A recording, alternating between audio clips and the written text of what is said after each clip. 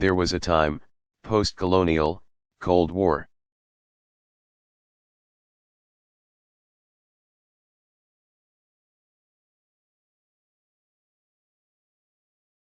when the big major powers were constantly interfering and determining what was happening in other countries.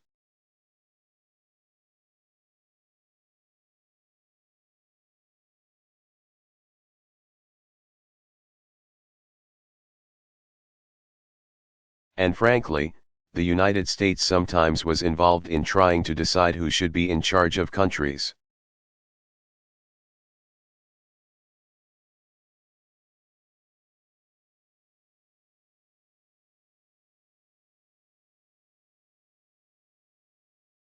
But that honestly has changed. Our policy is to respect the sovereignty of nations and to recognize that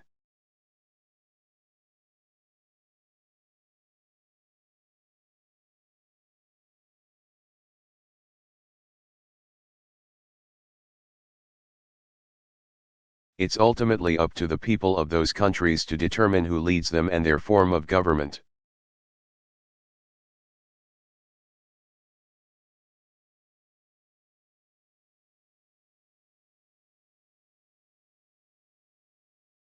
But we are not going to apologize for believing in certain values and ideals.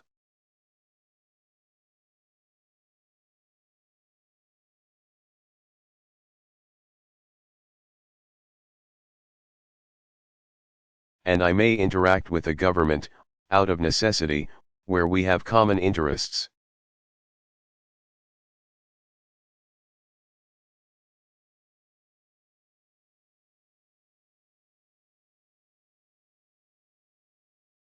But if there are areas where I disagree, I will also be very blunt in my disagreement.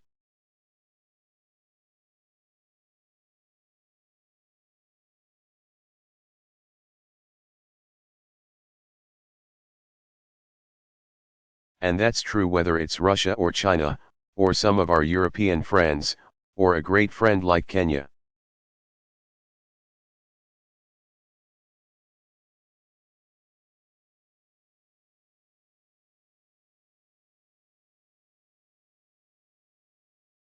The good news is that, overall, the United States and Kenya have so much in common.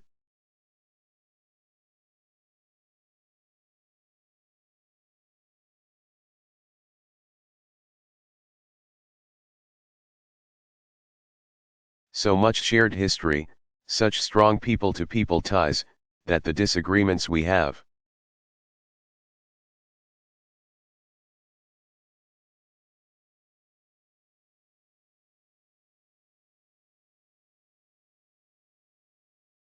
regardless of who's in power, tend to be far fewer than all the areas where we have work to do together.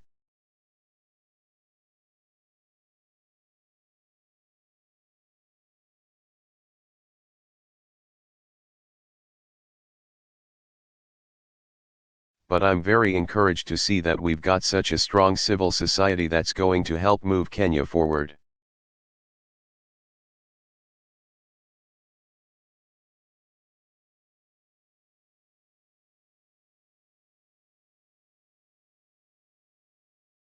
And also help create a stronger relationship between the United States and Kenya for years to come.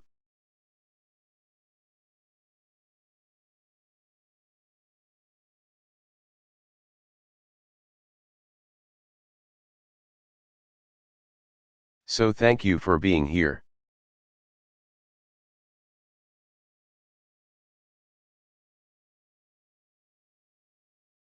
This was a great conversation.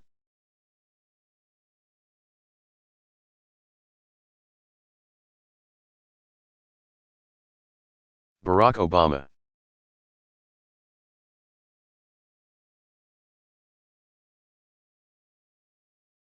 Address to the people of Kenya.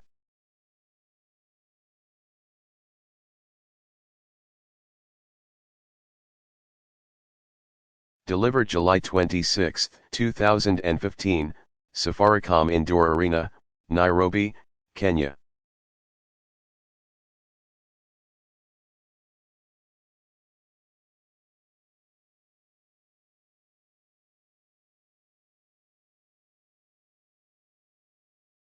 Hey.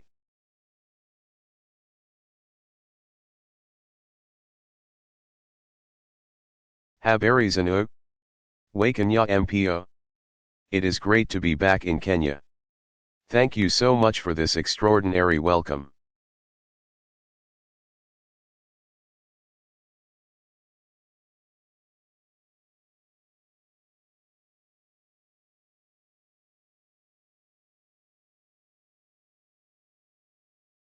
I know it took a few years, but as president I try to keep my promises.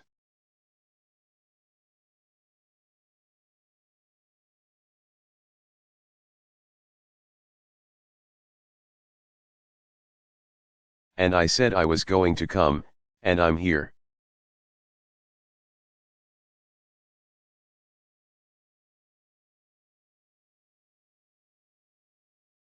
Everybody, go ahead and have a seat.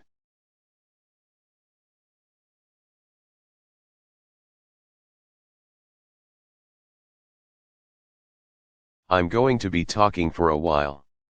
Relax.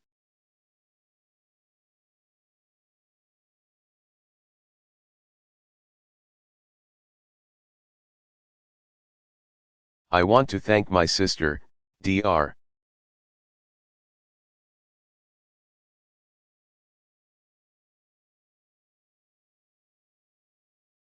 Ama Obama, for a wonderful introduction.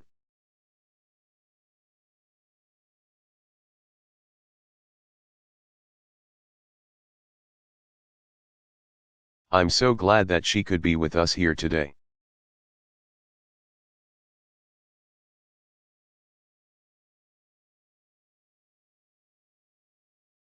And it was as she said, it was Ama who first guided me through Kenya almost 30 years ago.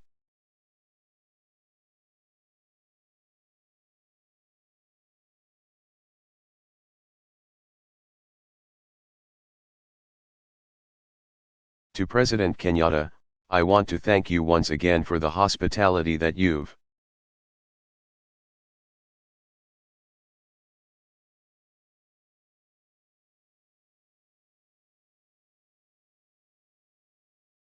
shown to me and for our work together on this visit, and for being here today.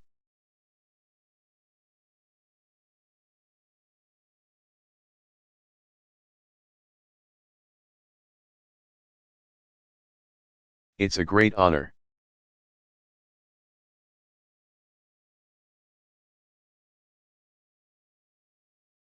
I am proud to be the first American president to come to Kenya and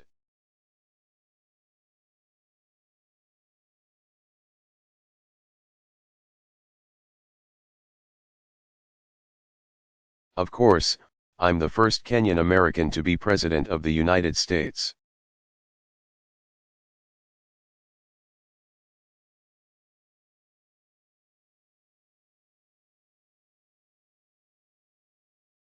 That goes without saying.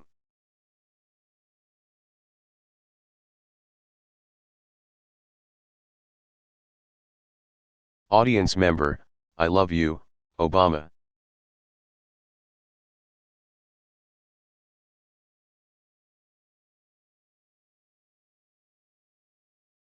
President Obama, I love you back.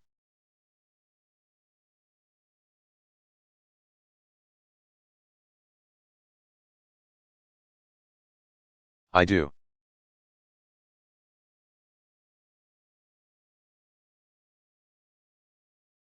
But, as Amma was saying, the first time I came to Kenya, things were a little different.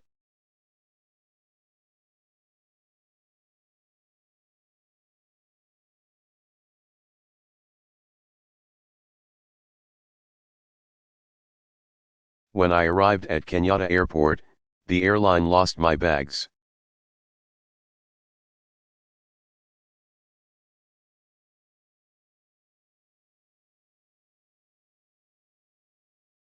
That doesn't happen on Air Force One.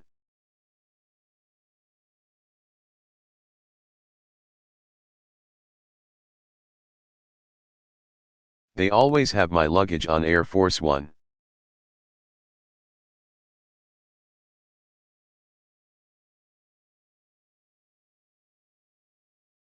As she said, Alma picked me up in an old Volkswagen Beetle.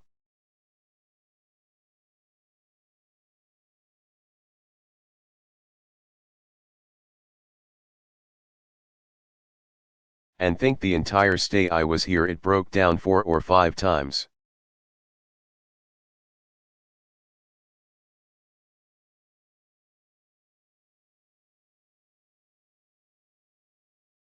We'd be on the highway, we'd have to call the JUA collie, he'd bring us tools.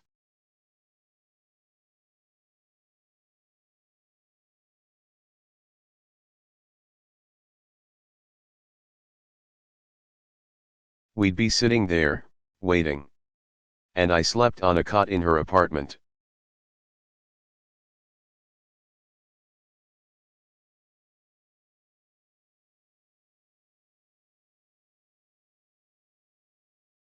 Instead of eating at fancy banquets with the president, we were drinking tea and eating ugali and sukuma wiki.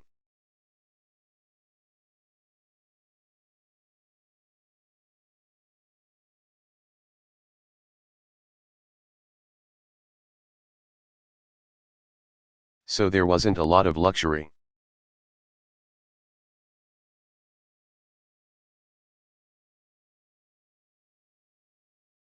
Sometimes the lights would go out. They still do, is that what someone said?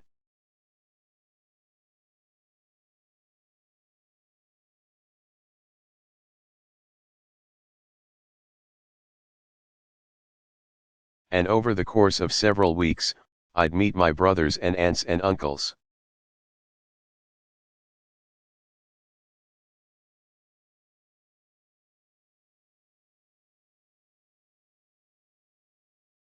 I traveled to Alago, the village where my family was from.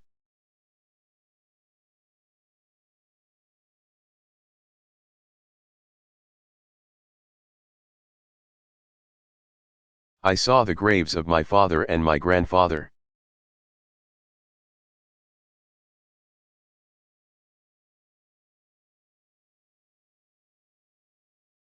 And I learned things about their lives that I could have never learned through books.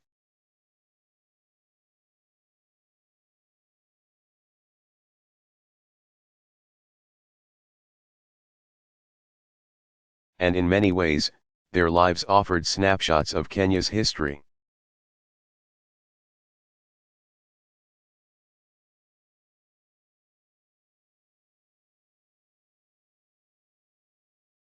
But they also told us something about the future.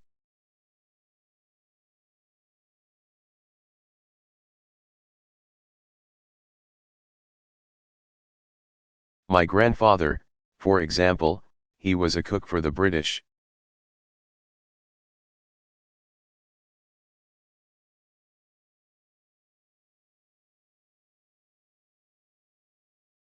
And as I went through some of his belongings when I went up country,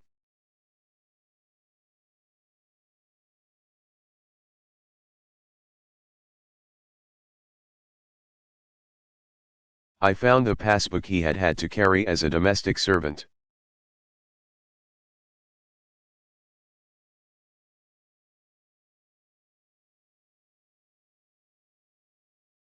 It listed his age and his height, his tribe, listed the number of teeth he had missing.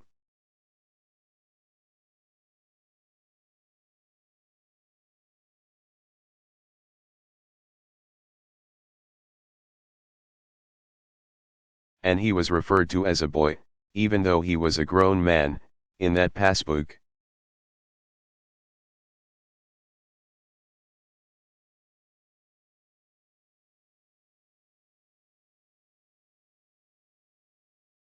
And he was in the King's African Rifles during the Second World War.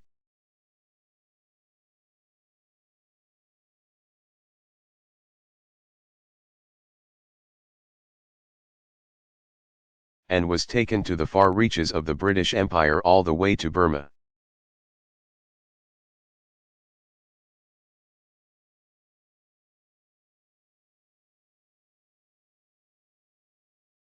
And back home after the war.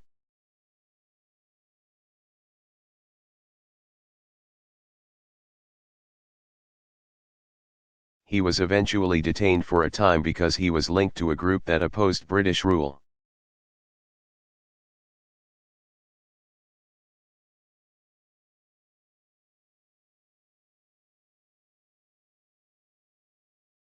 And eventually he was released.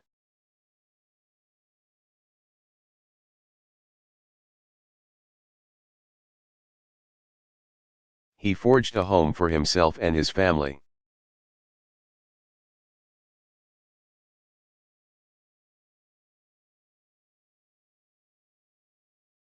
He earned the respect of his village, lived a life of dignity although he had a well-earned reputation.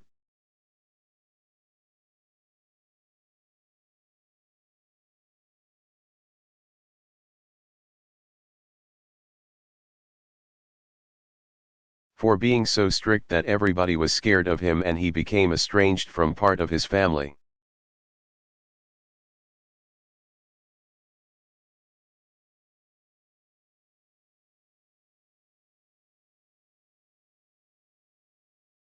So that was his story.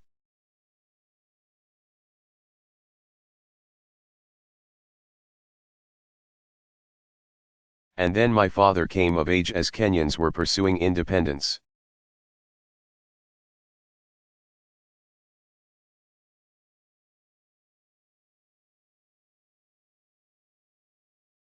And he was proud to be a part of that liberation generation.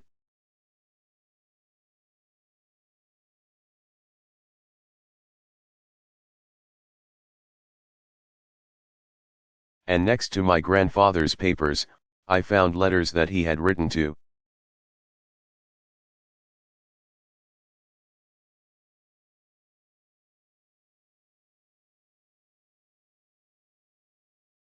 "30 American universities asking for a chance to pursue his dream and get a scholarship.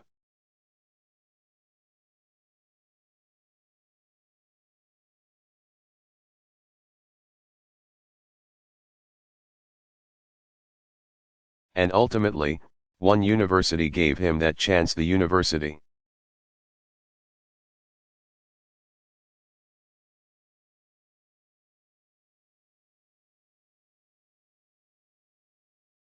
In Hawaii.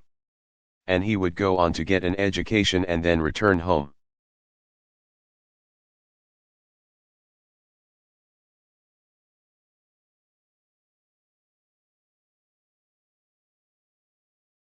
And here, at first he found success as an economist and worked with the government.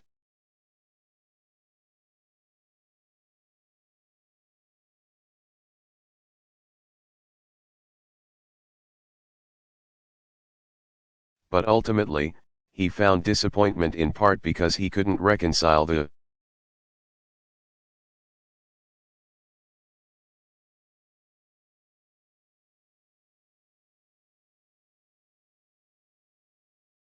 ideas that he had for his young country with the hard realities that had confronted him.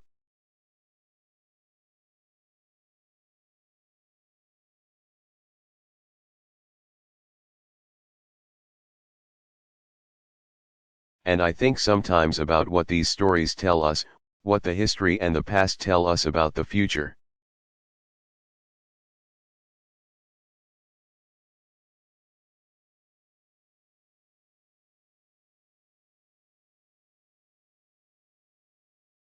They show the enormous barriers to progress that so many Kenyans face just one or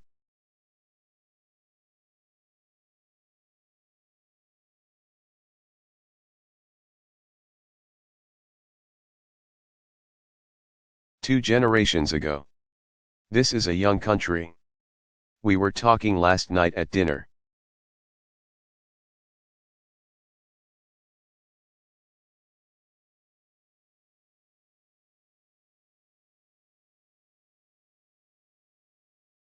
The president's father was the first president. We're only a generation removed.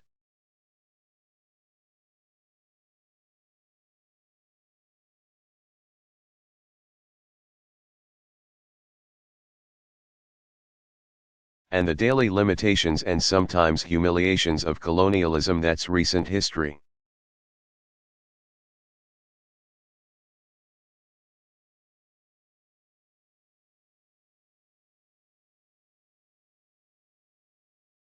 the corruption and cronyism and tribalism that sometimes confront young nations, that's recent history.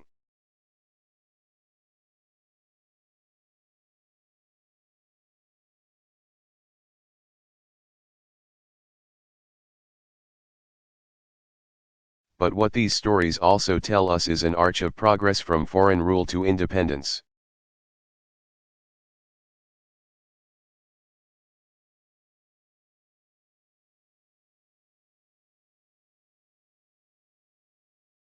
From isolation to education, and engagement with the wider world.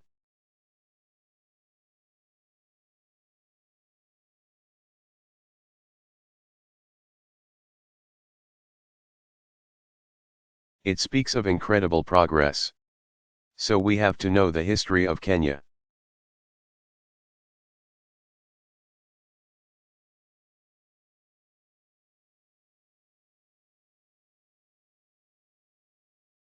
Just as we Americans have to know our American history.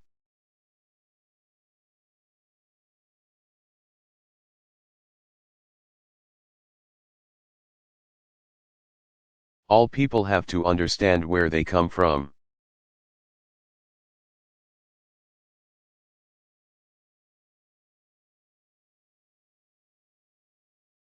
But we also have to remember why these lessons are important.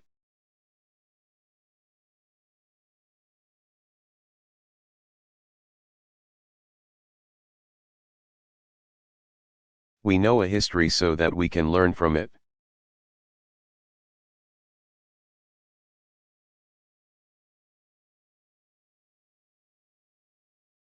We learn our history because we understand the sacrifices that were made before.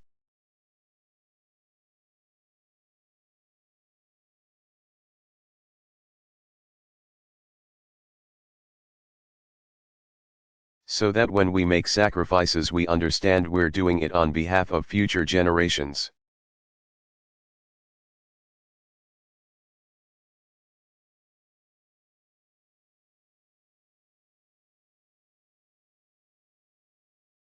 There's a proverb that says, "We have not inherited this land from our forebears."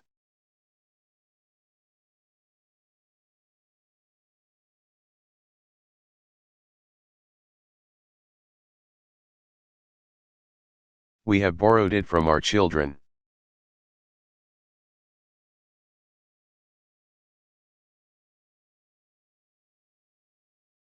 In other words, we study the past so it can guide us into the future, and inspire us to do better.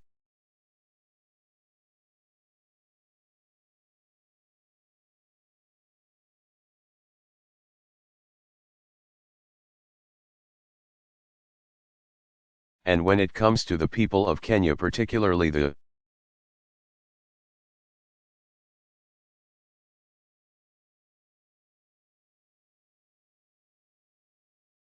youth, I believe there is no limit to what you can achieve.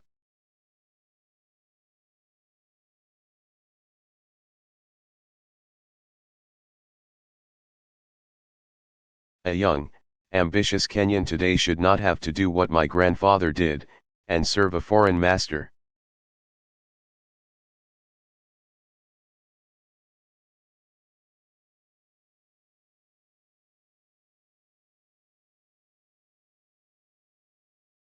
You don't need to do what my father did.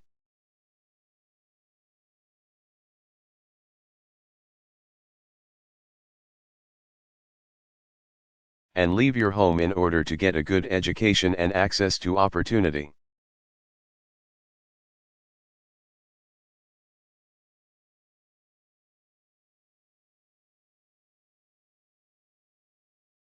Because of Kenya's progress, because of your potential, you can build your future right here, right now.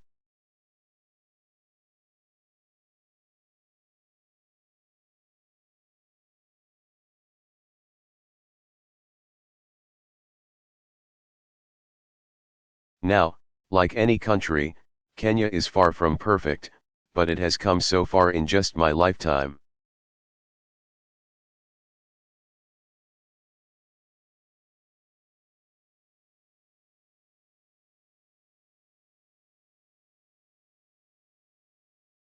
After a bitter struggle, Kenyans claimed their independence just a few years after I was born.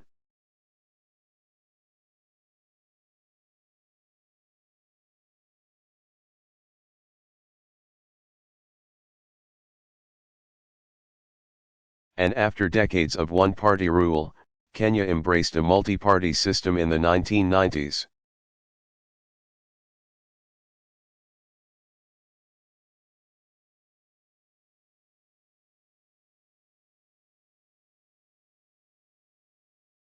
Just as I was beginning my own political career in the United States.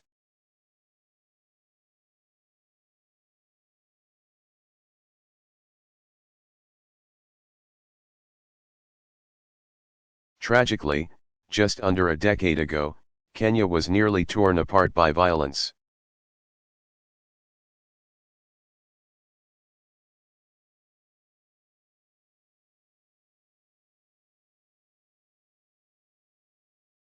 At the same time that I was running for my first campaign for president.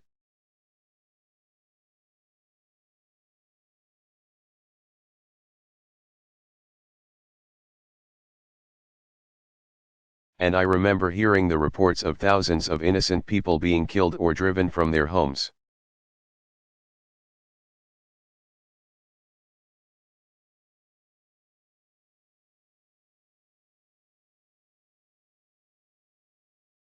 And from a distance, it seemed like the Kenya that I knew, a Kenya that was able to reach beyond.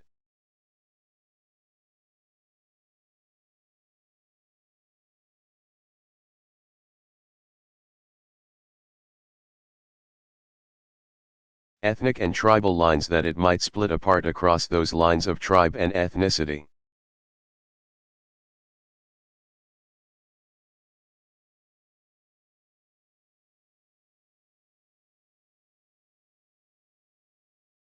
But look what happened.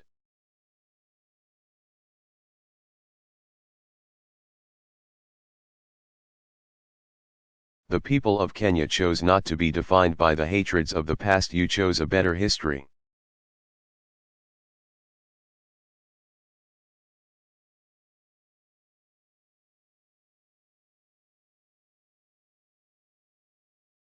And in part because of this political stability, Kenya's economy is also emerging, and the entrepreneurial spirit.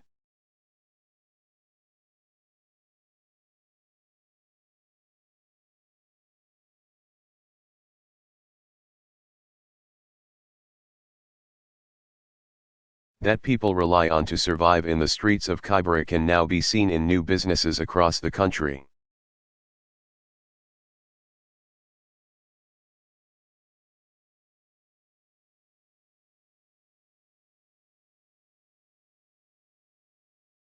From the city square to the smallest villages, M-Pesa is changing the way people use money.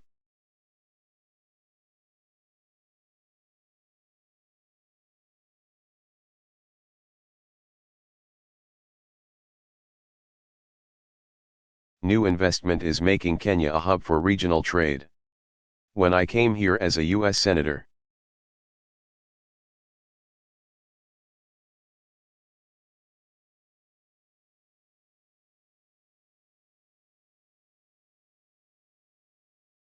I pointed out that South Korea's economy was the same as Kenya's when I was born.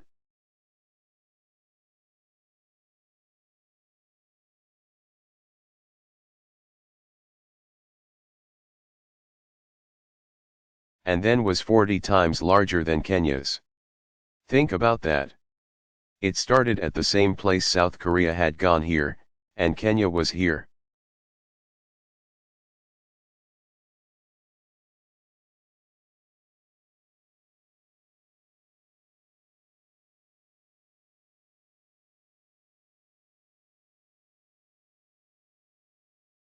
But today, that gap has been cut in half just in the last decade.